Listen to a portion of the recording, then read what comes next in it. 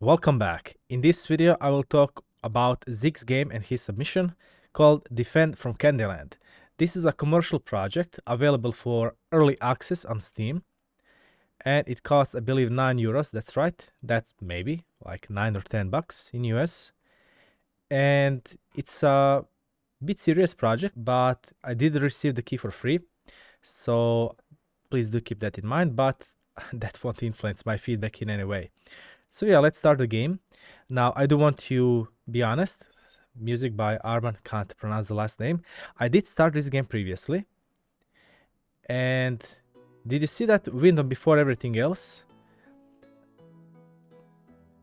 That was some kind of a bug, to be honest. So the first time I started the game, all of these windows would open up at the same time, and I would have to basically close it down before I can start.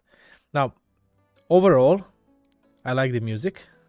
You can also change the cursor here or the outline of it. You have some controls, you have data settings, and so on. Now let's go and see how to play. You have small UI tutorial. You have different types of towers. You have different types of icons, player icons, enemy icons, and so on. We have a shop. As you can see, I have 6 apples, so I did play it for, I don't know, maybe 15 minutes. So can I buy anything? Oh, I see. It's the cost on the side. Yeah. Okay. One thing I want to mention is that if you have exit, just say back to main menu or back. You don't have to say exit because that usually means exiting the game. So let's see the credits. Game designer Michael Ingram and Kirsty Armstrong. Game developer Michael Ingram as well. Same goes for the art. And music is Arman Mitarian. I'm sorry. I butchered your last name. I'm sorry. And I should know better because the same thing happens to mine. Okay, so we have the endless mode. So we have normal and level select. And as you can see, I did manage to get to level 3 and then I exited because I got the basic gist of the game. If you look here at pixel art, you can see how the shading goes. I do think it's a bit, as I said, flat. But before we start, do you see 2 different play buttons? One is for the endless mode, one is for the normal mode. From UI design perspective, this really isn't the best. I don't want to think about which one is the main play button one. So you want to differentiate the endless mode in a different way, perhaps as a checkbox. And in that case, if you add more different types of modes, perhaps let's say death mode or something like that, where you only have 1 life or 1 HP on the tree, perhaps you want to just add another checkbox instead of adding another play button and so on. So basically just separate the endless modes as a checkbox perhaps, or you can switch between modes with these arrows. Okay, and yeah, let's go to level 1 and let's play normal. So you have a nice introduction that this is the oracle tree and can you help him defend itself, and this is the tree in question, and from these jelly box the enemies will spawn. Now the first thing I noticed when I started to play this game is that the UI buttons are strange, and when I say that I mean that UI design is called design specifically because we have to keep in mind what works and what doesn't work the best. And symbols play a big role in it. For example, anyone who watches this video right now, can you just try to guess what this button is gonna do? It's probably gonna bring us to main menu, right? Because it's home button. This reverse arrow, curved one, usually means to reset something, right? And it definitely does that. The play button will either mean start the level, or because in this case we have a button that says start levels, it's gonna probably mean that we can speed this one up, especially since it's a tower defense game. But these 2 icons right here, how do I know what I do? Well, I have to click on them. And one of them is basically the UI of tutorials, okay? So in place of this 3, I would say place maybe a question mark. And in place of this one, which is basically just the controls and sound graphics and settings, for settings we usually use the cogwheel, or you can use like those 3 horizontal lines. So change the symbols because symbols are very important for UI. And the second thing about UI that I don't like is that interactable buttons should have different design than non-interactable buttons, okay? Or meaning with non-interactable portions of UI, because those aren't really buttons. You can click on buttons, you can press them, okay? And all of these 5, and including this one is a 6th one, these are all buttons that we can click on.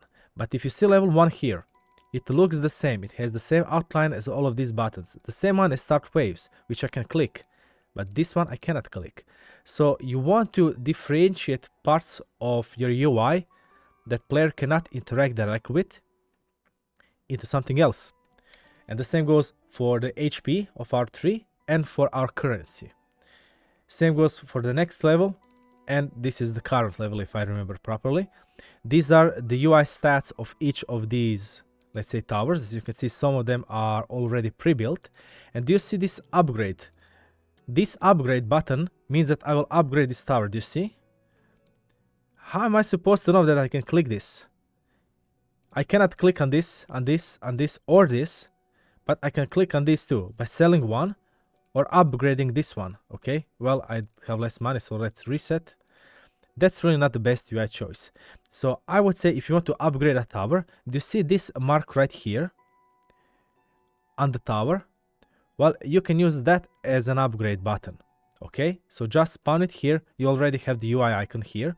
Place something in the background, like some of these, perhaps buttons, and then player can directly click on the tower to upgrade it if they want to, okay? And lastly, we have some towers here on the top left, which I can click to place. And do you see how this tile right here is right on the edge of the tower? Even though I cannot build there, it's a bit strange because everything right now is offset by half a tile. So from the visual point perspective, you know, I think it could be a bit better. Okay, so basically now we start the waves and we start fighting. I'm just gonna upgrade this tower a couple of times. Okay. And you can see they basically have a path finding script on them to find their way all the way towards this tree. But the strange thing happens if I sell one and I place a tower on top of this one, let's say here. Do you see how it doesn't block the first one that is currently under it? It's an interesting approach. But again, you know, how you decide to go with it is totally up to you. Now I did pass some of them, that's totally fine. And art overall does look okay. For my personal preference, I think it's a bit too noisy. Usually if you have a lot of bright saturated colors, you want to have overall less noise in the style, if you want to achieve that cartoony, bright look to it, if you will. And you can see that the UI elements work okay. They work totally fine. You can see the HP bars, you can see the towers attacking, and so on.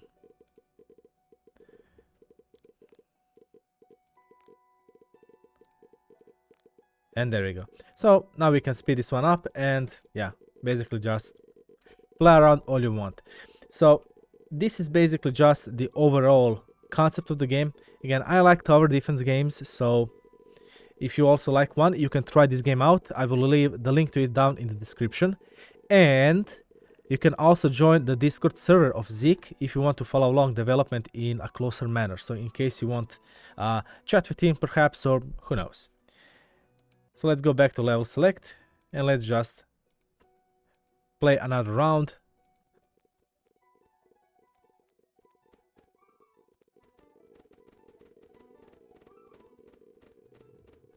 The music is quite nice, it's relaxing. The sound effects are also nice, they're muted. They don't have any harsh sounds. Even these explosions that you can hear, if I have made the sound levels okay, don't have very sharp high pitches to them, so it should be okay. And there we go. And now we can keep on going and going and going, okay? So I won't go into too many because basically just I want to say that overall you did a good job with the mechanics. I will play a little bit more around it to get to further levels, but the main takeaway I want to say is work a lot of it on UI. The UI is really lacking in this game. So once you have that out of the way, then you have perhaps rework the art a little bit. And in the next week or two, I will release more videos on course, about 50 new videos, and those will cover materials, including foliage and trees. And hopefully that will help you render these objects in a different way if you decide to go with that approach. I mean, that will be totally up to you, right? I also like the UI icons that change on the left side. That is quite uncommon, to be honest. Okay, that's all for this video. It's a very short one. I hope to see more of your game, and I hope it launches successfully when it goes out of the early access. Right now it's been in early access for what, 9 months, so I hope everything is going well. As always, remember to enjoy, relax, and have fun.